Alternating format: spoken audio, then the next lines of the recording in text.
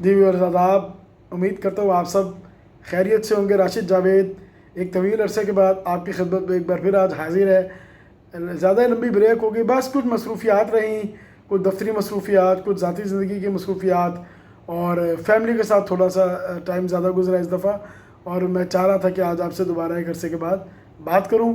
तो आज का जो हमारा ये छोटा सा एक वीलॉग है, प्रोग्राम है, दो हिस्सों पे होगा। एक इसमें ज़ाहिर है कि पॉलिटिकल गपशप होगी और इसके अलावा एक मैं थोड़े से अपने दिल की बात कुछ है वो आपसे कहना चाहूँगा। तो आइए चलिए आगाज़ करते हैं पॉलिटिकल गपशप से।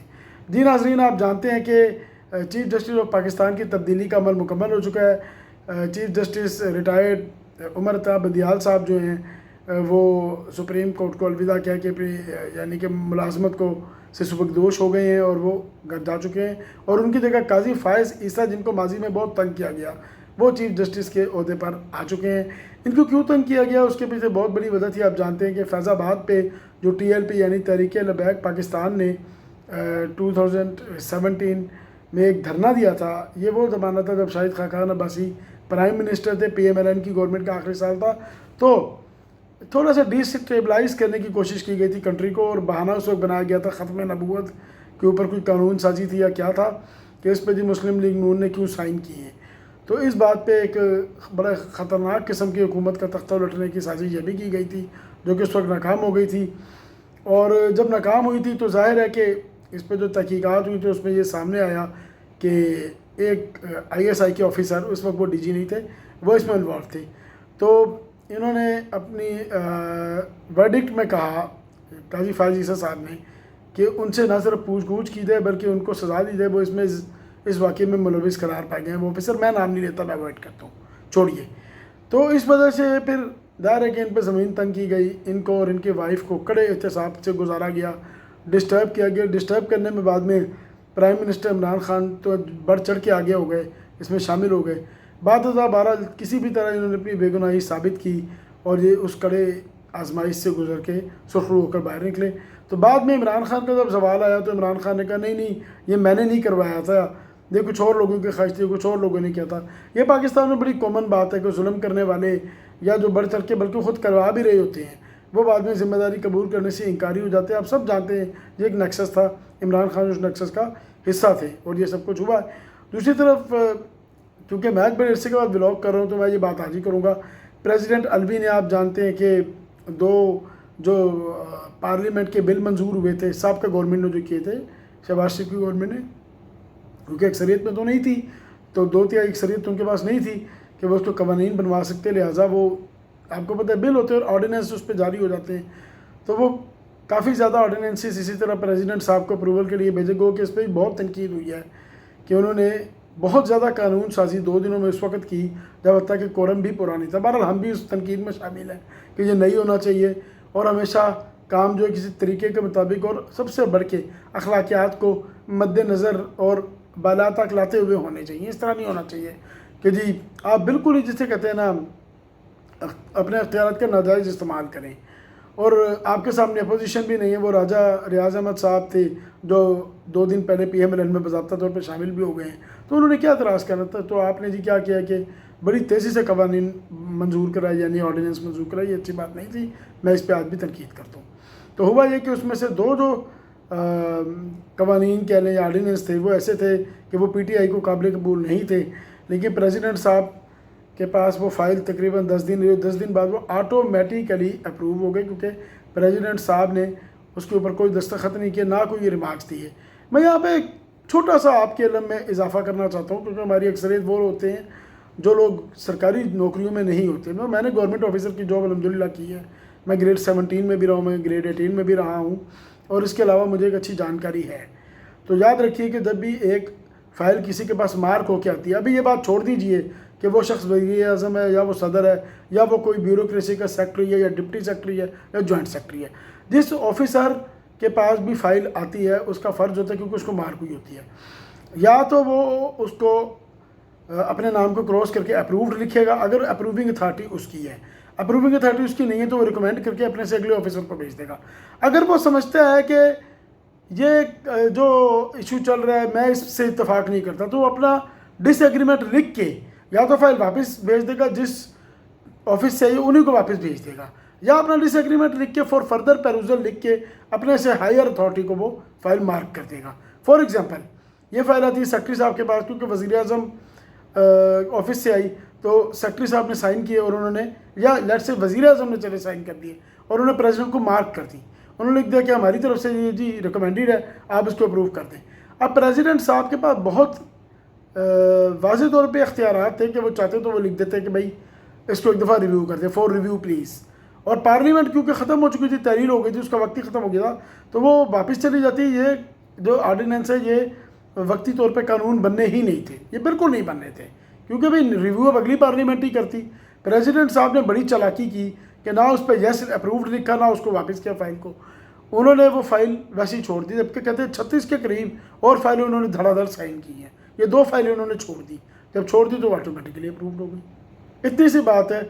और पीटीआई और उनके सपोर्टर्स शोर मचा रहे हैं, और प्रेसिडेंट साहब भी शोर मचा रहे हैं कि जी अल्लाह जानता है मैं बेकसूर हूँ। भाई रियासत के मामला आते हैं, हुकूमती मामला आते हैं, आप मुल्क की सबसे बड़ी पोस्ट पे बैठे, वज़ीर आज़म से भी आपका लेवल ऊपर है सदर का, और आप इस तरह की बात कर रहे हैं कि जी मुझसे हाथ हो गया, मुझसे धोखा हो गया।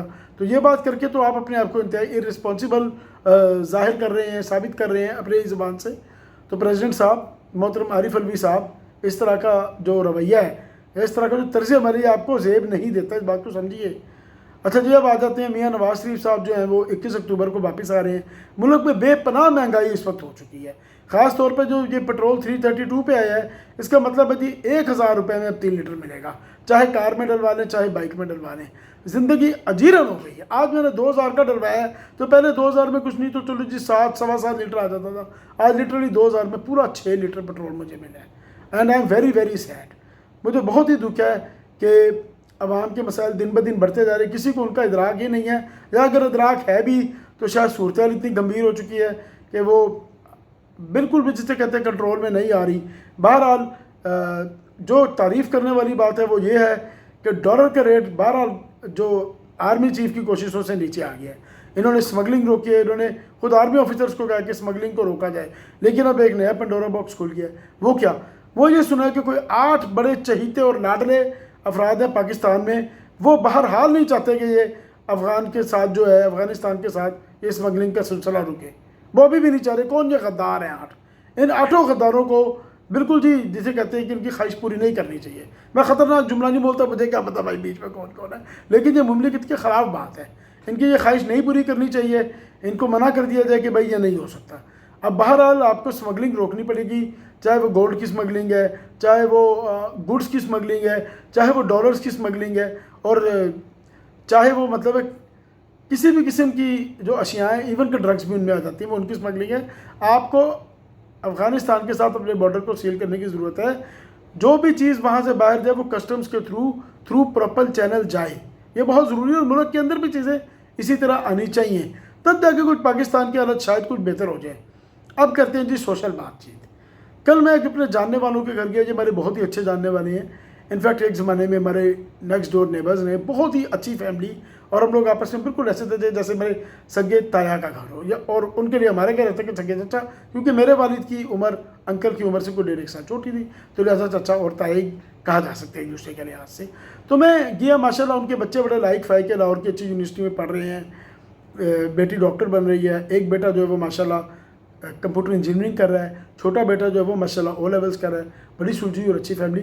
लेकिन जिस चीज़ ने मुझे बड़ा हैरान किया कि वो सारे बच्चे जो हैं, ख़ास तौर पे जो बड़े 2 बच्चे हैं जो कि यूनिवर्सिटी गोइंग हैं, वो दोनों इंग्लिश में बात किए जा रहे थे। मैंने आखिर उन्हें क्या दिया कि भाई मैं तो नहीं इंग्लिश समझता और ना बोलना पसंद करता हूँ, बात करनी है तो बेटा उर्दू में करो, अंग्रेज़ी मैं तो बिल्कुल नहीं बोलता, मैं तो अगर मुल्क से बाहर भी जाऊँगा तो मैं पाकिस्तानियों से उर्दू में बात करूँगा। तो ये आज इस मौजू पे मैं बात करना चाह रहा हूँ। हमारे बाज़ और दोस्त भी हैं, अपने बच्चों से जी 100% इंग्लिश बोलते हैं, बात ही इंग्लिश में करते हैं, उनके बच्चे भी जी आगे से इंग्लिश बोलते हैं। और मैं आपको ये बिल्कुल हकीकत बात बता रहा हूँ, ना उनके बच्चों को कोई इस्लाम में इंटरेस्ट है, ना उनके बच्चों को कोई हमारी सोशल वैल्यूज़ में इंटरेस्ट है, ना माँ बाप के दोस्तों को इज़्ज़त देनी आती है। वो बिल्कुल गोरा स्टाइल के बच्चे बन चुके, मैं खुद देख चुका हूँ। खैर ये बच्चे वैसे नहीं थे, ये तो बहुत वेल बिहेव्ड बच्चे, लेकिन इंग्लिश बोल रहे थे। और फिर मैंने समझाया, मैंने कहा बेटे मेरे बच्चे ब्रिटिश सिटीजन्स हैं, इस वक्त माशाल्लाह UK में पढ़ भी रहे हैं, इसके बावजूद किसी से पाकिस्तान में आके वो इंग्लिश में बात नहीं करते। वो घर के अंदर भी, वहाँ भी, ब्रिटेन में भी 100% उर्दू में बात करती है, मुकम्मल उर्दू ज़बान बोलती हैं वो। तो मुझे समझ नहीं आती बेटा तुम्हें किस चीज़ की परेशानी हुई है कि तुम इतनी इंग्लिश बोलते हो। प्यार से समझाया, अपना बच्चा समझ के समझाया। तो कहने का मकसद ये है, इन कम्प्लेक्सेस से बाहर निकलिए। ये जो आपने अपने ऊपर खाम खा के वो एहसास कमतरी तारी किए हुए, गलती से मुझ पर, मेरे मुँह से भी अंग्रेज़ी के लफ्ज़ निकल रहे हैं, लेकिन क्या करें, ठीक है, उससे तक चलती है भाई। यहाँ पे लोगों को कॉम्प्लेक्सेस है, एहसास कमतरी है, चले मैं उर्दू में कहता हूँ, तो उससे बाहर निकलिए। उर्दू पे फ़ख्र कीजिए, आपस में उर्दू बोलें। बल्कि अगर व्हाट्सएप पे किसी को उर्दू में मैसेज लिख रहे हैं तो वो रोमन इंग्लिश में ना लिखें, बल्कि उसको उर्दू में ही लिखें। उर्दू का एक टाइपराइटर खोलिए, उर्दू कीपैड खोलिए और उर्दू में लिखिए, आपको ख़ुद मज़ा आएगा। अपनी ज़बान से नफ़रत मत कीजिए ना, इस पर शर्मिंदगी शो कीजिए, शर्मिंदगी का इज़हार कीजिए, शर्मिंदगी महसूस कीजिए, नहीं, कोई ज़रूरत नहीं है। आप मुझे बताइए कि जो चाइना के लोग हैं क्या वो चीनी ज़बान पे फ़ख्र नहीं करते? आप मुझे बताइए कि क्या जो फ्रांस के लोग हैं वो अंग्रेज़ी बोलते? नहीं, वो ज़बरदस्ती फ्रांसीसी बोलते हैं, जिसको फ्रेंच कहा जाता है। जर्मनी के लोग जो हैं वो ज़बरदस्ती जर्मन बोलते हैं, वो कहते हैं बाढ़ में जाए किसी को इंग्लिश, हम क्यों बोलें किसी के साथ इंग्लिश। तो यही मैं आपको कहूँगा कि अल्हम्दुलिल्लाह पाकिस्तान भी है और इंडिया भी है, इस लिहाज से खुशकिस्मत ममालिक है कि यहाँ के लोगों को इंग्लिश आती है। इंग्लिश आना बहुत ज़रूरी है।